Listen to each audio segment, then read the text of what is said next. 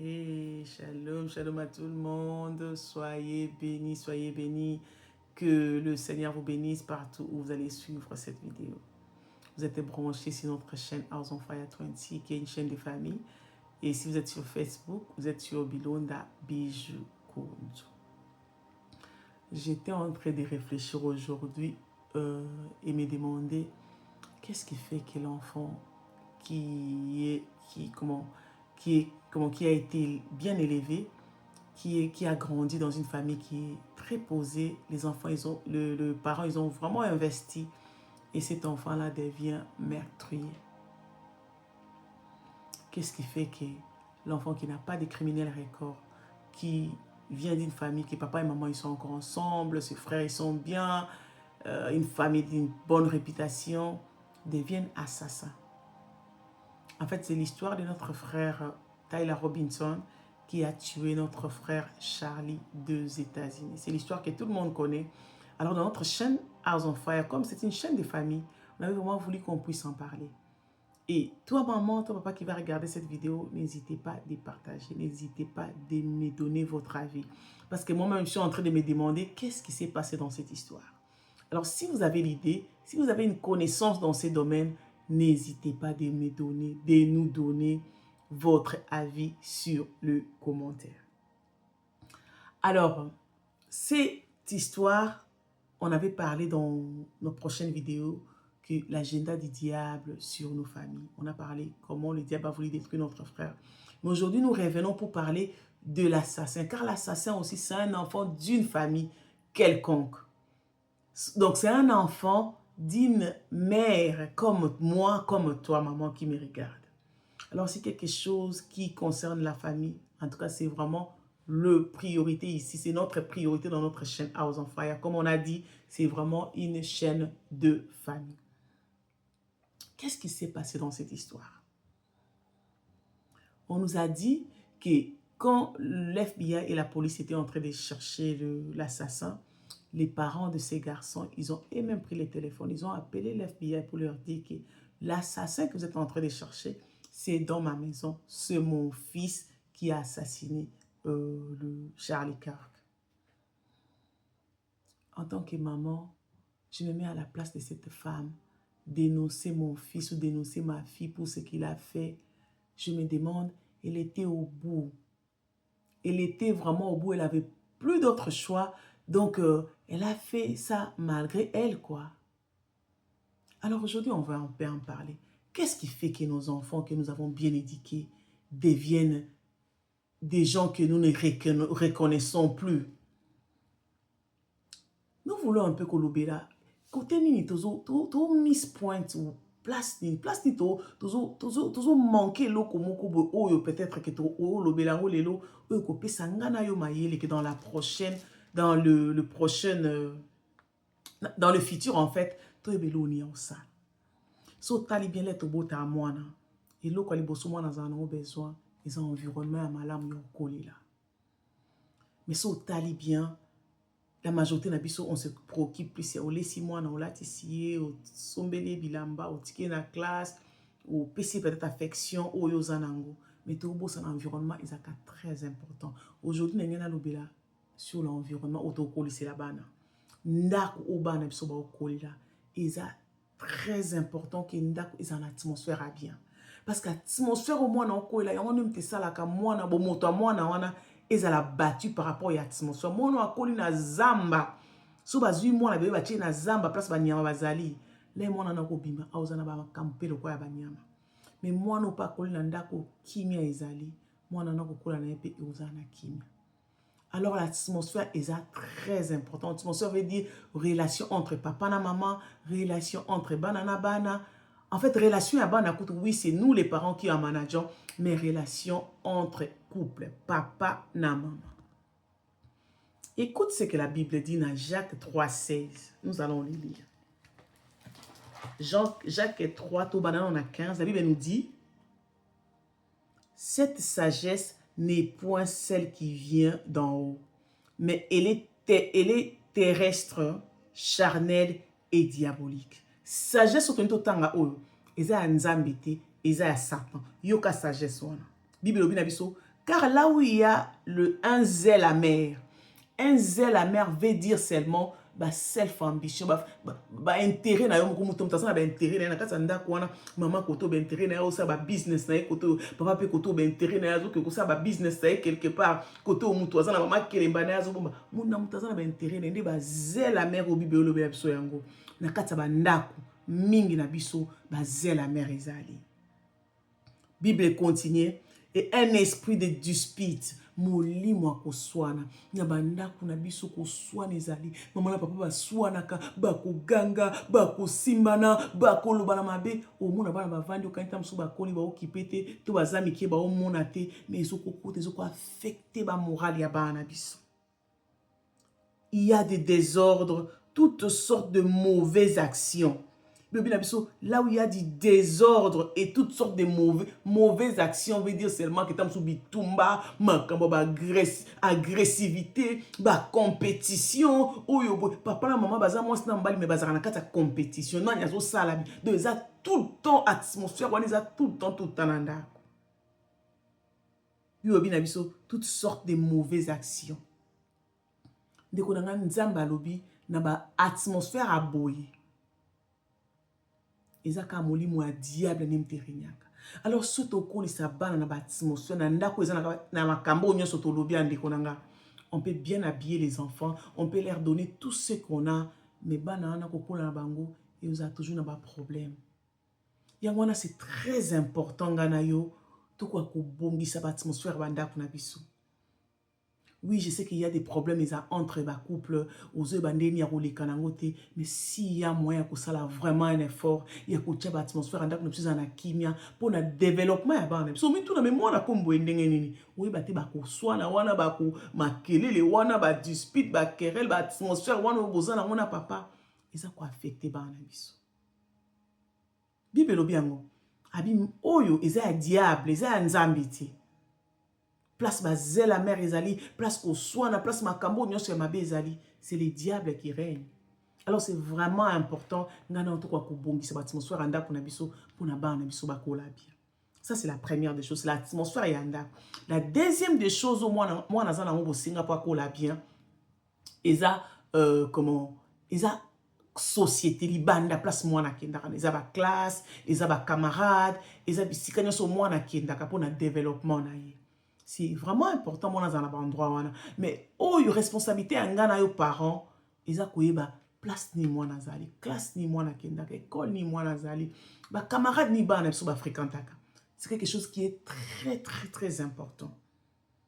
Oui, tant bana bakola comme un peu difficile ngana omona ngo lelo les bana bazali miki oza na primary school na école ba primaire oza wana ozotala ba camarade ni bazana ngo olingo sola mona parents wana poyeba bazana ndenge nini mais tant bana bakola ba comme ba secondaire okomila otika bango za libanda mwa côté za te ba kamsu mwa oye bezate surtout les ba koma suna ba collège ba koma suna ba université et comme yo mon il faut ça l'effort obeti mo liso boni muninga no wana wana muninga nango wapi obi pe kombo tozo koyeba kombo le kuza nani tanga pesi yo kombo a tuni so après na komsusu boni mama na bango yo mama na bango et mama na bango le poka ozo mo lisolo yeba mwana ngo za camarade ngo azaka ndenge nini ya uta ozo lukaka ko yeba parce que soko yebi maman papa no yeba ndeni ya ko positionner no yeba ndeni ya ko prier no yeba ndeni ya pesa mwana conseil. C'est très important parce que so tali lisolo ya frère na biso assassin camarade place akenda ki na homme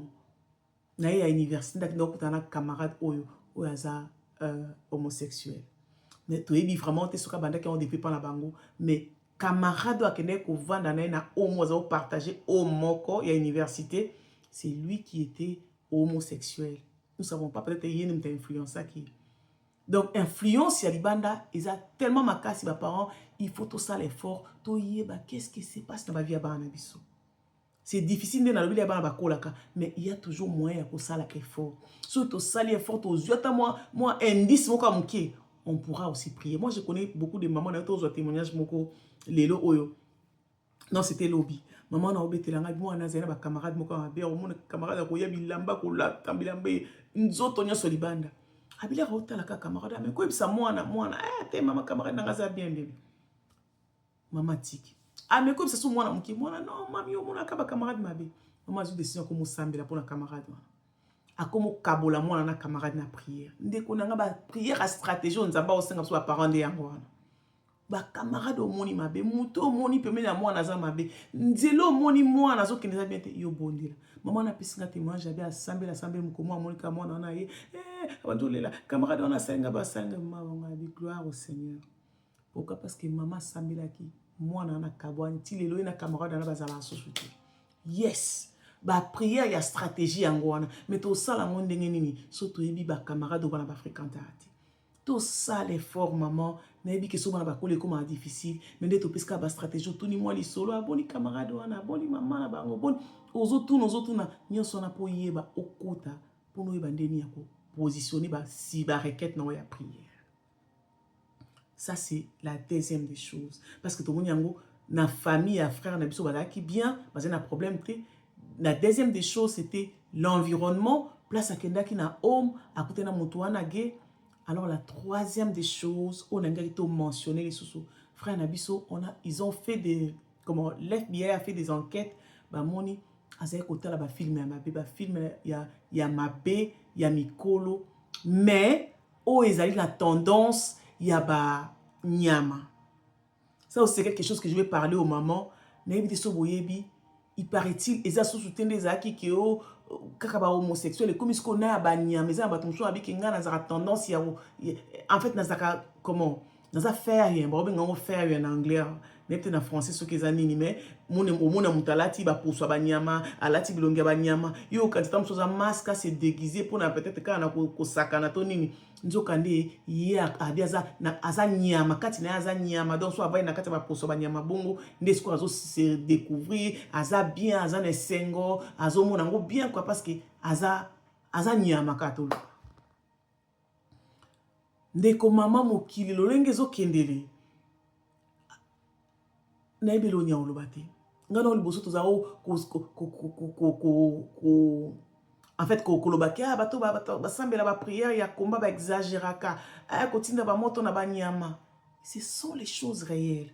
Lelo to mona na poto mwana aza mutu malobi ki o aza nyama kati na za nyama donc aza faire aza mutu alinga plus ba poso bona ko mulata ba poso ko mocha mukila a otambola nango ndesiko wabi wana ne na se découvrir bien na se explorer bien. Ce sont les esprits. Alors ils ont le FBI a sali enquête à Monique frère na biso na côté là ba film ya mabe ba film à porno ba film ya ba ya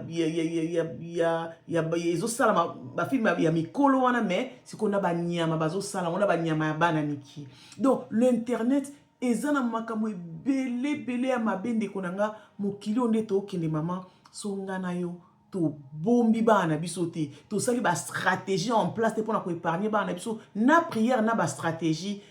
Maman nanga ndeko nanga papa ozolanda na ebite so ngana to suka wapi parce que liboso to yeba kaka kezaka ka makamba ba homosexuel mais elongo ne komi siko makambu siko makamba ba nyama et comme makambu ya ba nyama ya bana mikie pédophilie na kinyama nde au mwana na zai kotala. Ce sont les choses bizarres o ngana to yeba kité mais o ezo seleka na ba réseaux sociaux o bana biso baza tout le temps na ba téléphone.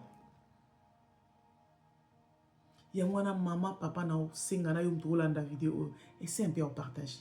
Le monde est en train de se développer dans ndenge moko na ba AI yo ba intelligence artificielle eye ngana oso to luki to level up moi connaissance na biso te na makama internet ngana oto sotuka bana biso bazo développer dans ndenge moko. Alors toi maman je t'en supplie to ye kolata mukie to ye kolata makama internet to ata mukie to ye baka ndenge ni ya komani yango parce que ça na bana ba parents batindeli bango email ya école au moins moi na ju email ya école batindi a effacer yango sans que tu yo mona ça effacer yango déjà.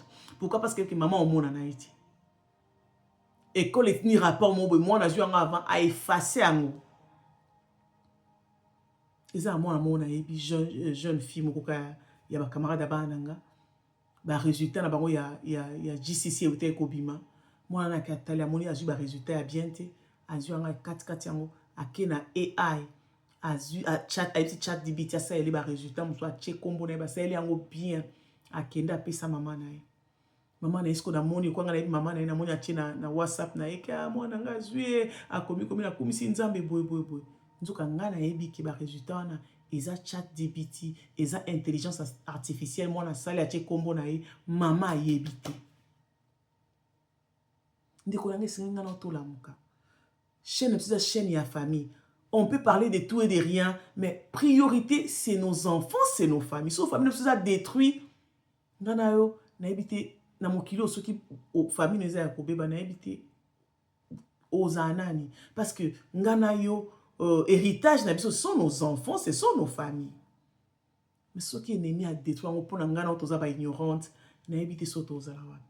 Alors essayons un peu de koluka koyekola mo internet. Mama kotata na ba cybercafé lukata mutu moko ayebi alakisa wata ndenge ni ba chekaka email ndenge ni ba kotaka makambo ngo na ba anglais ngo pe amiki luka on s'informer oyeba soko oza na bana en tout cas oza na droit ya kozala ignorante te nazolo bati koyeba ya mingi nata koyeba moka ya mokie. C'est très important car le lenge monde ezo évoluer.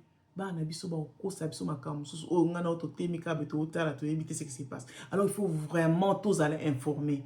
Yekola et puis la maman éveillé so mona biso likamo luko yeba. C'est pas que to soupçonner ba na biso mais ça là toujours na ebi ba na mingi oh atiki déjà classe moi sa maman na ekaki. Oh non année oh na osala so mon maman pas va na ekaki. Moi qui classe te.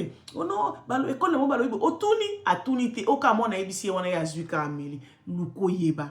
Kende une école, find out, zwa numéro, benga, ils ont des zala maman éveillé. Parce que ban nzamba pesi biso, ils ont la responsabilité na biso. Moi j'ai toujours dit, soki yeso azaki nzambe, ba piake na maboko a famille moko responsable. Parce que bébé ki, so ba zui ba kiti na désert boy. Ao, azane nzamba, kwa ne peut kobika, mais engeza la très dangereux. Na ebite soki angara zala, angara bima ndenge nini, fallait quitter na maboko a parent moko responsable. Pour aider à collaborer l'accès indéni à Ozala.